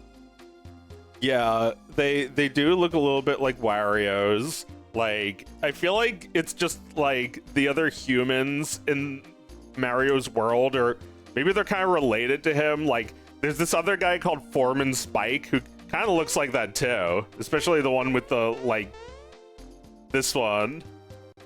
Yes, that does look a little like Spike. Yeah, and they even put Spike in the movie, so the 99-year-old Mario fans can remember him one last time before they turn into dust. I remember.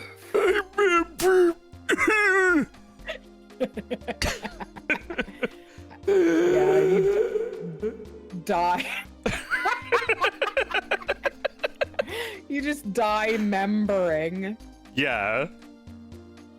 But yeah, like there is some sort of consistency, I guess, that like they never brought Booster back. I mean, they probably shouldn't, because he's just in this game. He's just in this world. He's perfect in this game. Yeah, he's Yeah, I feel like I he would lives agree out with that. his role. What is with that hat? That's like a Devo guy hat, isn't it? I know, or like a little knitted hat that forms a point at the top. Yeah, his head ends like halfway through it, and there's just like material above it. Yeah, I like that guy. I like that guy in his So little all hat. of these, did all of these guys also have women just fall in their laps from the sky? Because Well, I feel they like, all reproduced yeah, they all reproduced somehow. somehow. No, they probably had a sun fall from the sky.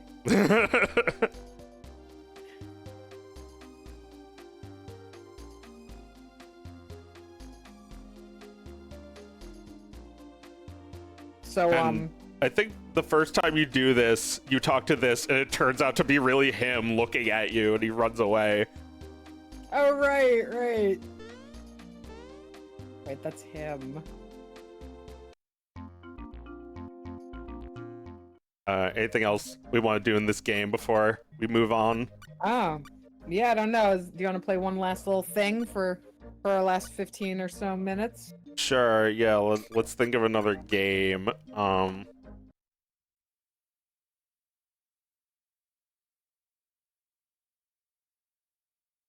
don't know if there's a save state I want to replace.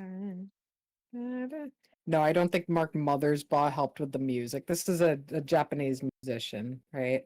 This was Yoko Shimomura, who did the music for Street Fighter. Mm-hmm. Great music. Yeah. I mean that soundtrack is legendary. Yeah, let's play a little Street Alright. Fighter 2. Oh my god. Yeah. Do you have memories of the summer when we got this game? I don't know. Maybe you can refresh my memory. I mean, the game was on and people were open every single day. Yeah. There was just a summer when we got this game that it couldn't be stopped. It like the TV had this game burned in. That's great. Like our parents played it with us. Everyone played. Yeah.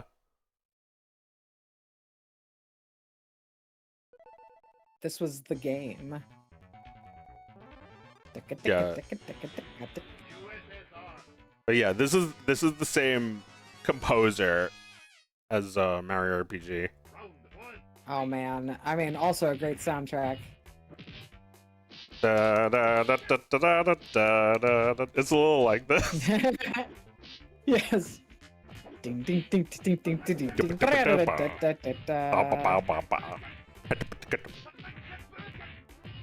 Man, Zang Beef is hung. Well, yeah, that's how he wins.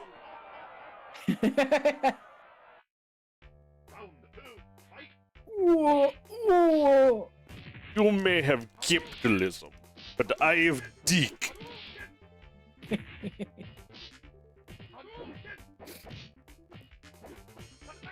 Oh yeah, Zangief is like, you are a bad guy, but not bad guy. Yeah, he likes him okay. You'd have a drink with him after the fight.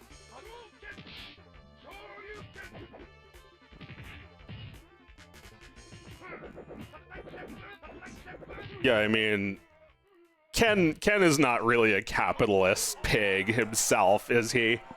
He's just a blonde No. guy with no house. He's like a nepo baby, but he doesn't like that life. Like, you know, he has a yacht, but he doesn't take his parents' money. Right, right. He just wants to learn Japanese martial arts. Yeah, he just wants freedom. Freedom to him is fighting. And that's what he thinks the USA should stand for, not what Guile thinks, where it's like militarism and you know, whatever. It's like, it's not about that. Right. It's about individual strength. I don't even wear shoes, asshole.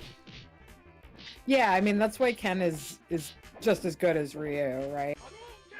Yeah, well, you know, maybe he's like the last samurai. He needed to prove that a white man could do it. Yeah, and then Dan is like the joke, right?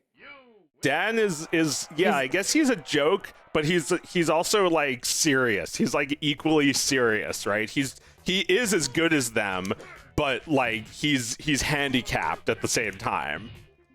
He looks dumb when he does it. Well, his Hadouken is 1 inch short. It's like it's pathetic. Yeah, that's true. Now he's a weeb. I speak Esperanto. Yeah, why does Ken have the same voice as you? Well, you I know, guess that's it's the same reason why Sub-Zero and Scorpion are the same guy but different colors. Right, right. You just have to use your imagination. Yeah, there's 2 of him. Theater of the mind. Yeah. Oh man. Good game. This is one of those songs that gets stuck in your head for the rest of your life. Oh yeah, this is the one I think about all the time. This one and the China one. This fucking song. Can't turn it off. Can't turn it off. What's the chat want us to weigh in on our last few minutes on the stream? Oh yeah, what's going on? What are people thinking about things? What are people thinkings are we about? thinking? What things do we think? Yeah. There's that pause music. Also great. Like Yeah. you gotta put that on the soundtrack too. Yeah. Do we think the AI bubble has burst? There've been I mean, I saw a I story thought in, it did a few years ago, but it didn't, I guess. yeah, no, I mean like everyone who wants it to happen will, every week they'll predict that it's happened. But I saw the Financial Times they're not using that language, suggesting that investors are scared. And it was, it seemed like from the point of view of people who closely, it was a different thing than usual. The sort of thing that makes you think a turn is taking place. Yeah, no, I don't know that I'm praying for it. It is a scary thing, given how much we've heard the U.S. economy propped up by it right now. I'm not necessarily dream casting this one. I'm just I'm just wondering if this is it.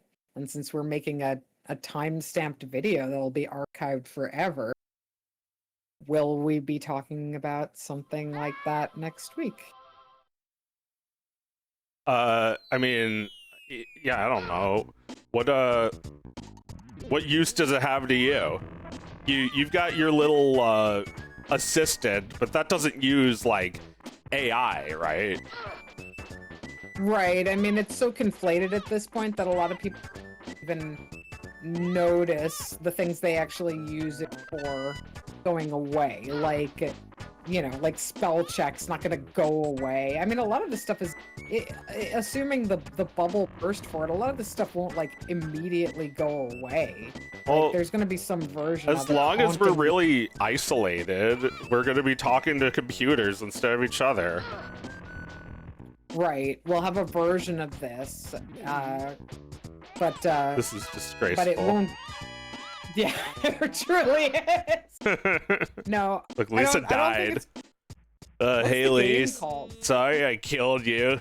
Do you forgive me? Oh, so I guess if not. you lose at this game, she kills you, or she dies. I mean, No.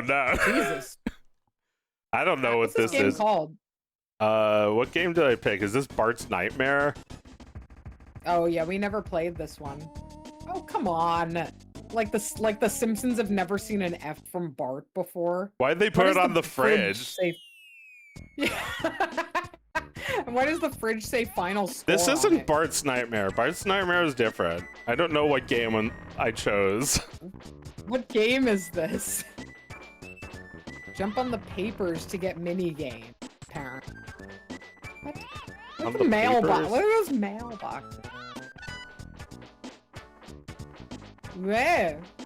This is ghastly. Yeah, I'm just walking past everything because fuck those mailboxes. Because you can. Because you can. You can just do this. God, this game's terrible. Yeah, this is Krug. Whoa. Oh my god. Simpsons games always have the Simpsons opening theme song in like the gameplay music. Is this a power up like in Wario? Or like the curses actually give you powers? Right, you turn into a frog and it gives you powers. Can you jump higher? Maybe the That I makes see, me the old human lady has to again? kiss you. What a clever mechanic. Yeah. It's just Blinky the fish Fuck. on the ground, walking around. Oh my god, I almost got hit. What are the Z's? You fall asleep if you hit those? Is this You just have like a nightmare? different game where Bart falls asleep? This must be Bart's Nightmare. Like, if you don't skip ahead, will it tell you the title of the game? Yeah, this is Oh, it Bart's Nightmare. Okay. Wow. Wow, this sucked a thing. Wait, what's this? Oh, okay. The intro. Did you ever play Bart's Nightmare? Oh, Mike knows this one, and he's cringing at the sight of where was it. the big takeaway? The big takeaway? I guess there was The word nightmare. Yeah. It fucking sucks. yeah, it's a Oh, nightmare. Wow. It- Wow, I this feel is like shit. this must have been really disappointing for the kids who thought it was going to be like an episode of The Simpsons you could play. Like, we've talked about this idea of like the early beginnings of like a cartoon you could play in the SNES era, and it's like now you can do literally that. There was like an Arthur game that was like a point and click adventure that was basically just like an Arthur episode. Yeah, I want to play that on the stream when we're back next week. There's like Arthur's Big Totally Day, something like that, and it's like a Game Boy Color game. It looks cute. Arthur's Absolutely Fun Day. Yeah, that's it. Or like Arthur's Absolutely Fucking Gay. Yeah, that's what you said when I suggested the game, and I almost said that. This game's got a lot of fucking nerve to come out right after the Simpsons arcade This game, according to Mike, this game came out right after. I heard Mike say they had a lot of fucking nerve. This is like a bad. Yeah, This plays like a bad. yeah. No, this absolutely looks like a shitty DOS game. Yeah. Like, Yeah. oh, DOS has platformers too. It was like, you can play Turtles in Time on Super Nintendo, but you can't play the Simpsons arcade game. So this No. releasing this after takes a lot of nerve. It's a real slap in the face, absolutely. It's true, like, they did make Turtles in Time play really well on Super Nintendo. But I guess, like, the Simpsons game couldn't be ported? I don't know why. I guess it just had too much shit going on. It's probably too high res or something. It's a 4-player game. There's a lot of factors, I guess. Yeah. Boy, oh boy. I mean, Acclaim made a lot of those Simpsons games, right? We don't hate their Krusty's Funhouse game. I mean, yeah, but Krusty's Funhouse is really not like a Simpsons. It's not like a Simpsons game. It was something like else, and they reskinned it. Licensed Lemmings game. Yeah, Lemmings, but they die. You want them dead. Yeah. Yeah, where is Krusty's Super Fuck House? Here it is. Simpsons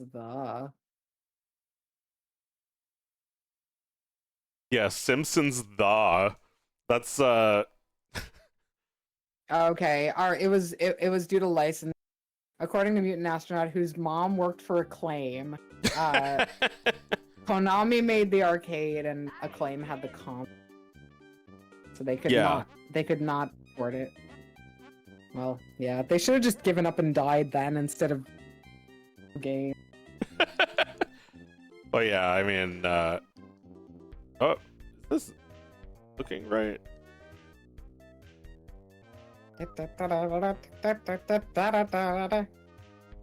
Yeah, nothing about this game has anything to do with this. Yeah, it's like you buy this game and you're like, word, it's fucking Krusty. Yeah, it's a picture of him. Bart! Yeah. Like, you know, you get so excited when you see Bart. It's like, yeah, that's like... totally the Simpsons, man. I mean, they made more Simpson-y games than this. Like, there's a game called Virtual Springfield where you could just like explore Springfield. That's fun. Yeah, I feel like this is... definitely was made with the Simpsons in mind. I mean, the thing with this game is like Krusty doesn't have a fun house, and Krusty doesn't have pies and stuff. Like Krusty barely holds it together long enough to record a TV show. Like this kind of makes it seem like Krusty has the life of a clown side of the show. Yeah, I mean, he's not like who I would figure to use as a protagonist for a video game. I feel like Krusty is always a side character. He's always there to add like gags. Krusty would have to be like walking through a temple trying to find his father. a really serious Simpsons game. Yeah, yeah, it wouldn't be funny at all. That would be great. Yeah, like Krusty, the episode with Krusty's dad. I feel like we were quoting it last week, talking about, is it right to buy a Chrysler? And it's like, yeah, you know, Krusty, good Jewish jokes. Oh yeah, Krusty walking through a Schwitz looking for his dad. Yeah. You could make many levels of a real Krusty game. Yeah, if you wanted to, well, you know, they'd have to actually, you know, have balls and go there. I don't think Disney would. I feel like, you know, they're owned by Disney, so there's no way that they would care about Jews in the first place. And there's definitely no way they would make a video game where you're Krusty and having like a really Jewish experience. No, not at all. They would never comment on Judaism again. Not in any meaningful way. They wouldn't have Krusty go to the Simpsons house and cry about his dad at the table to the Yeah. point where the Simpsons want him to go. Yeah, they want him to leave because he's overstaying his welcome, looking at old photographs of theirs, and like he's just never gonna go home. I feel like Yeah, you've got a video game here. whether they meant to or not, they did make some sort of statement about Krusty. He's exterminating something, and he's Jewish. How could you? Yeah, How could I? Yeah, It's like I'm being forced to by this evil game. Yeah, you're being forced to kill the mouse. Kills a mouse. Yeah, pretty The terrible. mountains are the problems in my fun house. That's mine. That I always had. Yeah, it's like, what fun house? You don't have a fun house, Hitler. Like, oh, so I'm Hitler now, huh?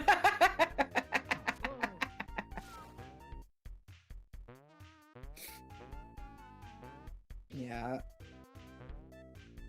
Krusty. I mean, in the modern version would be like, Krusty has to like go into like, you know, Elon Musk's house and like Kanye West's house and like beat the shit out of them.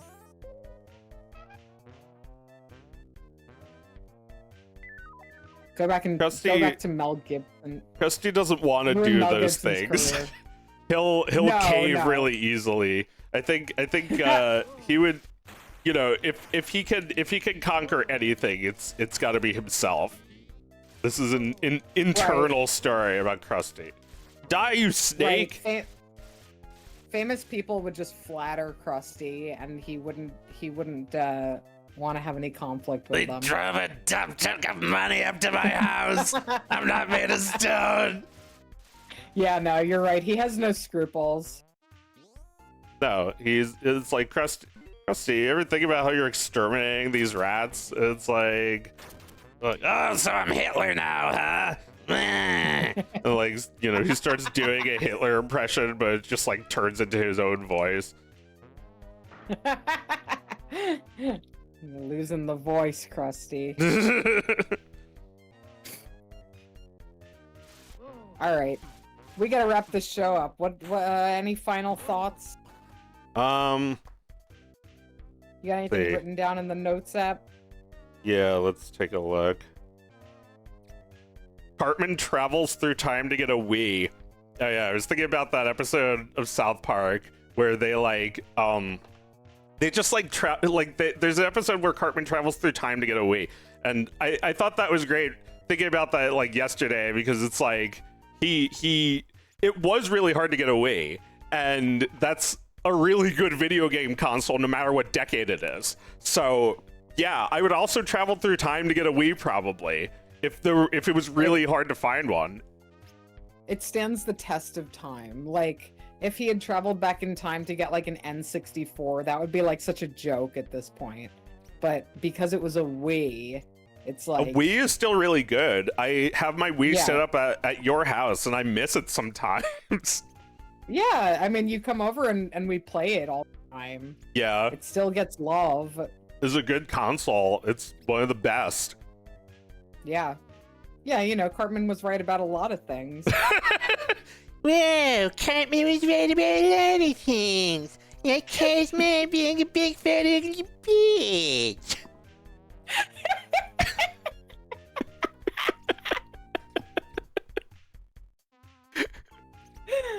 Oh my god. Cartman was Okay. right. Cartman was right, you guys. Shut up, fat ass. You're dead. Yeah, I fucking did. Are we gonna leave it there? We'll be doing Thingus at the regular time next week. Back to Wednesday nights at 8:45 Eastern time. And yeah, I'll stop talking about fucking baguettes at that point. Yeah, you'll have eaten them all on the It's true, plane I only home. I just have a couple more to eat. Yeah. I remember going to Exactly Paris true. and just buying a baguette, walking around in the rain, eating my baguette. It was great. that's perfect. That's like a perfect day. Bread. It's like the best bread you could just like bite into. It's like the bread from Aladdin. It costs like $1. It's the bread from Aladdin, you're right. It's so good. It's so good, unattainable it costs so cartoon little. bread. That was the whole reason that they sent like 20 armed guards after Aladdin just for that fucking bread. Over that great bread. Yeah, that like every time I take a bite of it, I look like a boomer.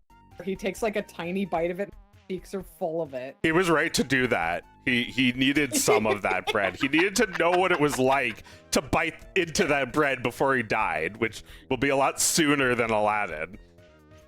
Yes. Definitely. Oh my god. Yeah, no. So anyway, yeah, that's what I'm gonna be doing, and then we'll be back next week. Thanks for watching, everyone. Sorry to everyone for whom this time actually works better. There's nothing we can do about that. Well, yeah, this has been fun. The Thingus afternoon, but now it's time to say, noon to it.